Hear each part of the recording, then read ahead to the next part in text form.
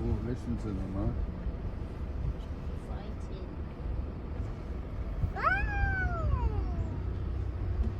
Addie, I would go on this side, you would get some nice one, you know? No more for me. No more. The antlers, they're locked antlers. Oh, they're not fighting anymore. They're not fighting anymore. Yeah. Mommy, take a look. I want to do it. Let me do it. They're fighting. I want to do it. I want to do it, please. Can let me, please? Mommy, can please let me? Oh.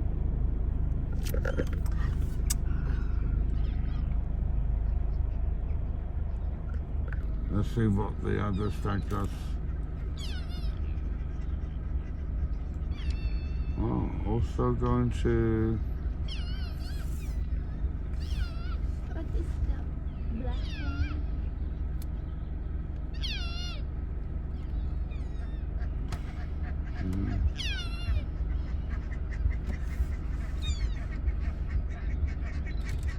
I think the other one is injured. Look.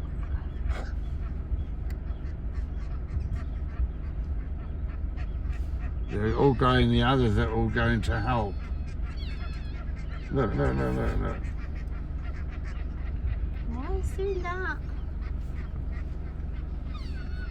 There must be a big queue behind. We're waiting just to get the space. I don't know this one they want to move or they're just going to stay there.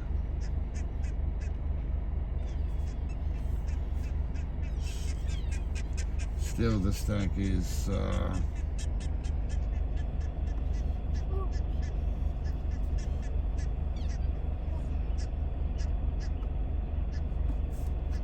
pushing that one, I don't know why.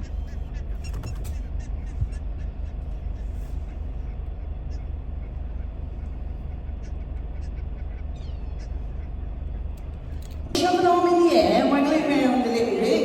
There we go, that's Rose here. Come on, you two, shall we wave back? That's it. Now these two, they're both California barons, but not everybody knows how they do it. The secret to it is the lovely whiskers you can see on Louis and Roger's faces. A sea lion's whiskers, they're really sensitive. And if you look at Roger, you can see his whiskers are pointing upwards. And that's because he's feeling which way the fish is moving. Roger's got, if they listen to the information they're getting, they can pinpoint exactly where the fish and squid are hiding. They're so sensitive, they already know what type of fish and how big it is without ever seeing it first. Yeah, give them both a big round of applause. You've got them in there, so we'll stretch them out a bit, mate. Now, when a sea lion swims, they look a little bit like they're flying because they move these paddles up and down, like a pair of wings, but through the water. This will propel them at a top speed of around 15 to 20 miles an hour, so they do swim quite quickly. If Louis and Roger are on your front flipper stand, let's see how strong you are. Now, only a sea lion can do this. Yeah, it's impressive, isn't it? Right there, Louis. That was a cracker. A seal can't do that because they're tiny front flippers. Wait, that's it. Just so I can show you guys what I'm trying to explain. Now, all I want you guys to do is watch Louis as he walks.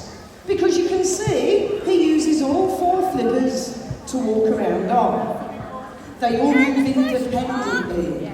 And this, if I hold my hand up there like that, Louis can stand up very briefly to try and touch it. Sea lions can run at speeds of up to 10 miles an hour, and a sea lion can roll over. So these guys, they really are fast, mobile creatures. Now a seal, on the other hand, does move differently. And Louis does a lovely little seal impression. Don't you, mate? Show everyone how to land, Louis. That's good. And you go on their bellies, and they look a little bit like a ginormous slug. But if we go back to the size of the seal's front flippers, then they're small, remember? They're stuck like this. Distance. Now the first four, they're always nice and easy. We'll throw the first one there, there's number 2. Oh, really large, it's alright, no one panic. There's number 2. We'll let her have that one, okay. There's number 3, and there's number 4. Now the last one, we spin. Makes it faster and harder for Roger to catch. So if he does, got him a big round of applause for me. Alright Roger, you ready? Here it comes. Oh.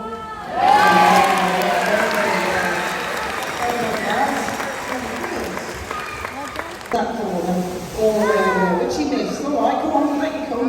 Now if one of us fucks it up, and to be fair, we usually move, but if one of us gets it wrong, all we do is start again. It's no big problem. Alright buddy, here you go, attempt number 2, are you ready? There we go, there's 1, turn around, there's 2, 3, 4, and there's number 5, yeah, that's good.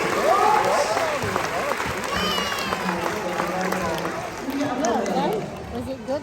So the other thing that seals is, what is your deadliest enemy? Yeah, now we're talking about much bigger sharks than Roger. The tiger shark, bull shark, hammerhead, and the great white. They think sea lions make a really tasty snack.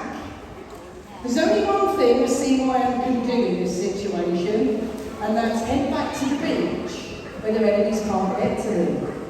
Sea lions, they live on land, so they can sit on the beach for as long as it takes.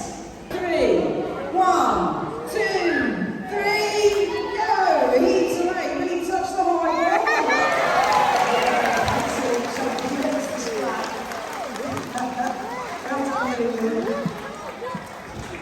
Now, that jump there is far too easy for Roger. We're going to make it a lot trickier for him.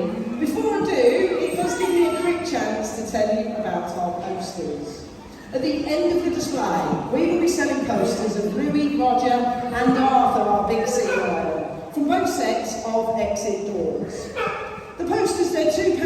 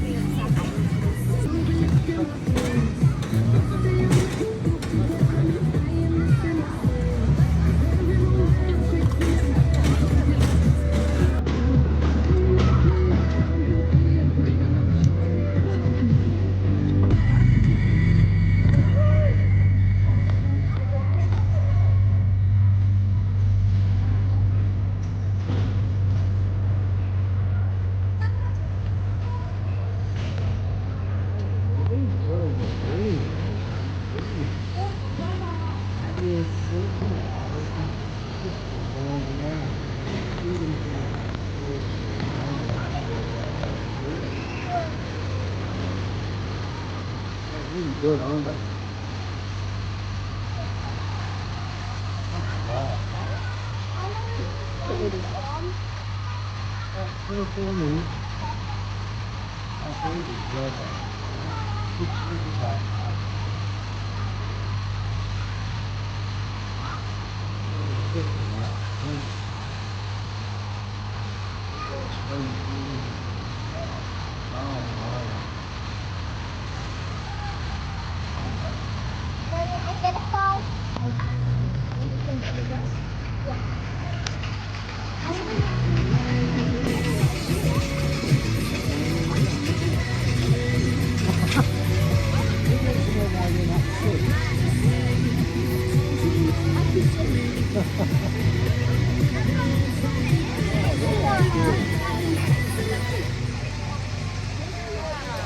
Crossing that state line is actually illegal with the protected animals feather, but again, the feathers aren't exactly stamped with where they're from, so I think that would be a little difficult to police. But it's pesticides, and pesticides obviously get put on farms, eventually run off into rivers. This is a fish-eating bird, so if it is persecution, chemicals not necessarily banned, but there is a lot.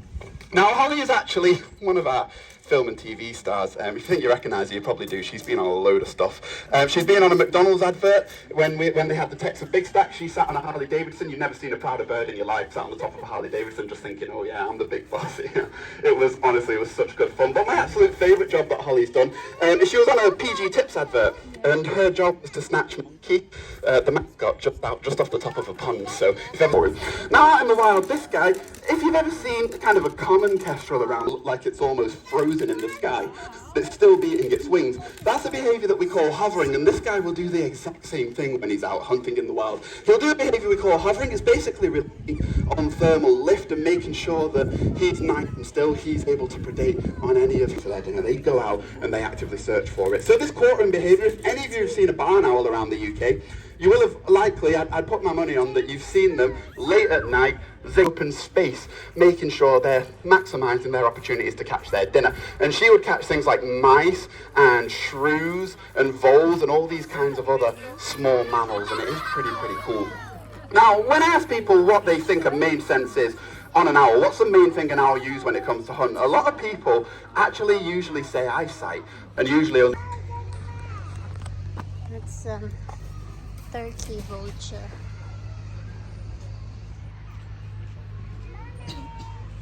of them that survive, they have one of the worst success rates when it comes to breeding season, and that is largely because of how us humans have affected. Now, vultures out in the wild get a couple of key names, okay? So